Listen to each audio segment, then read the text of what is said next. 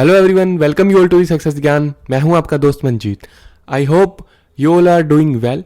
दोस्तों, हम लोग जो भी घर में सामान परचेज करते हैं तो उसको हम डायरेक्टली कंपनी से ही नहीं लेते। वो प्रोडक्ट कंपनी से चलता है और एक प्रोसेस से होके हमारे पास की शॉप्स पे आता है। इसके लिए डिस्ट्रीब्यूशन चैनल्स होते हैं जिसके थ्रू प्रोडक्ट्स मैन्युफैक्चरर से कंज्यूमर तक अवेलेबल हो पाते हैं। फॉर एग्जाम्पल, अगर आप अपने घर के बगल में डायरी से मिल्क लेते हैं और एक टाइम के बाद आप वहां से किसी दूसरी सिटी में शिफ्ट हो जाते हैं तो आपके लिए और उस डायरी वाले के लिए ये पॉसिबल नहीं है कि वो वहां पे आपको नई सिटी में सेम मिल्क अवेलेबल करवा पाए। बट अगर आप कंपनी के केस में देखें जैसे कि अमूल, तो अमूल को बोलेंगे हाँ, वो सेम क्वालिटी का मिल्क आपको हर सिटी में अवेलेबल करवा सकते हैं। एक वीडियो क्लिप देख लो। इसीलिए अमूल दूध जो आता है किसान माओ के हाथों, इंडिया के हर घर तक, तभी तो मिलावट वाला खुला दूध नहीं,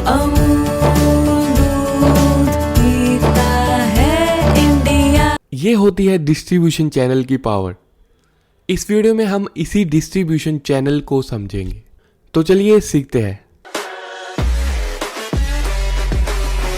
डिस्ट्रीब्यूशन चैनल्स में मिडलमैन होते हैं जैसे कि डिस्ट्रीब्यूटर्स, होलसेलर्स, रिटेलर्स एटसेट्रा।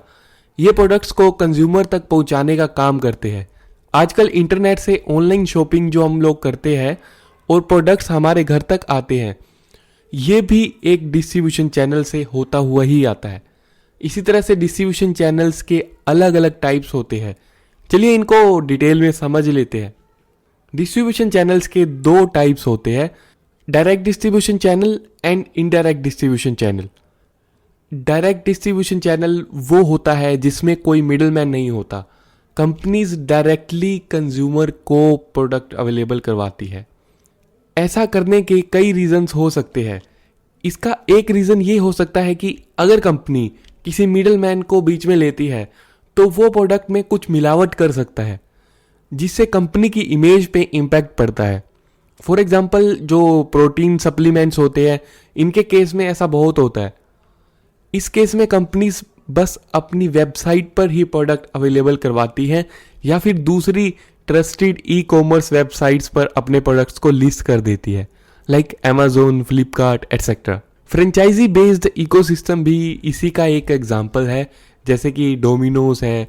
तो ये डायरेक्टली अपने कंज्यूमर को प्रोडक्ट अवेलेबल करवाते हैं, बीच में कोई मिडलमैन नहीं होता।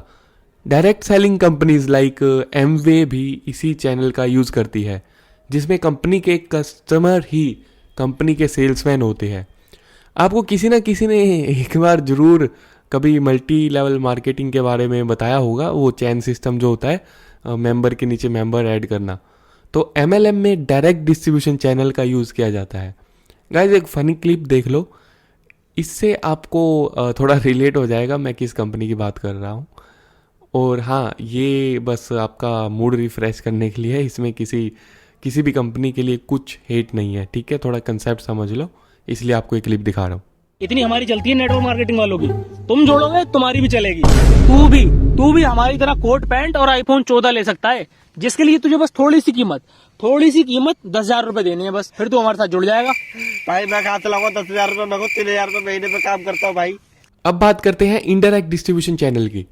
इनडायरेक्ट डिस्ट्रीब्यूशन चैनल में गुड्स को कस्टमर्स तक मिडलमैन के थ्रू पहुंचाया जाता है, जैसे कि होलसेलर, रिटेलर, एजेंट्स एटसेट्रा।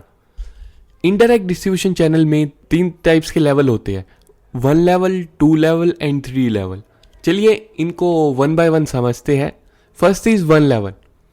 इस लेवल में सिर्फ एक मिडलमैन होता है जो कि है रिटेलर। प्रोड्यूसर रिटेलर को प्रोडक्ट सेल करता है और फिर रिटेलर कस्टमर को सेल कर देता है।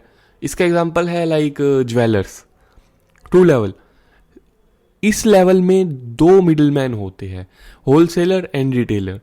प्रोड्यूसर से माल होलसेलर के पास आता है, होलसेलर आगे रिटेलर को सेल करता है, फिर रिटेलर उसको फाइनल कस्टमर को सेल करता है। कन्फेक्शनरी आइटम्स में इसी चैनल का यूज किया जाता है। Next is 3 level. इस डिस्ट्रीब्यूशन चैनल में 3 मिडलमैन्स होते हैं, एजेंट, डिस्ट्रीब्यूटर एंड रिटेलर। कुछ कंपनीज हर रीजन में अपना एजेंट अपॉइंट कर देती है जो कंपनी के बिहाफ पे डिस्ट्रीब्यूटर्स के साथ डीलिंग्स करते हैं। कार्स को सेल करने में इसी डिस्ट्रीब्यूशन चैनल का यूज़ किया जाता है। आपने समझ लिया है कि डिफरेंट टाइप्स के डिस्ट्रीब्यूशन चैनल कौन कौन से होते हैं, तो अभी हम समझेंगे कि एज ए बिजनेसमैन आप कैसे डिसाइड करेंगे कि आपके लिए कौन सा डिस्ट्रीब्यूशन चैनल सही रहेगा। डिस्ट्रीब्यूशन चैनल डिसाइड करते टाइम आपको इन सब बातों का ध्यान रखना चाहिए। First is product complexity. अगर आपका प्रोडक्ट इंस्टॉल करने में और यूज़ करने में ईजी है तो आप डायरेक्ट डिस्ट्रीब्यूशन चैनल का यूज़ कर सकते हैं। बट अगर आपका प्रोडक्ट यूज़ करने में और इंस्टॉल करने में कॉम्प्लेक्स है तो इनडायरेक्ट डिस्ट्रीब्यूशन चैनल बेस्ट रहेगा, क्योंकि उसमें आपके बिहाफ पे आपका एजेंट या रिटेलर कस्टमर को वो प्रोडक्ट इंस्टॉल करवाने में हेल्प करेगा और उसको गाइड करेगा कि इसे कैसे यूज़ करना है। Next is nature of product.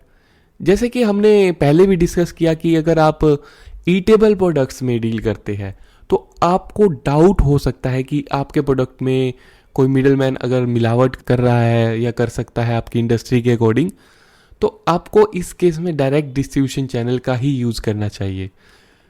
Guys, आपने डिटेल में समझ लिया है कि डिस्ट्रीब्यूशन चैनल्स कौन कौन से होते हैं। आप अपने अकॉर्डिंग डिसाइड कर सकते हैं कि आपकी कंपनी को कौन सा डिस्ट्रीब्यूशन चैनल सूट करेगा।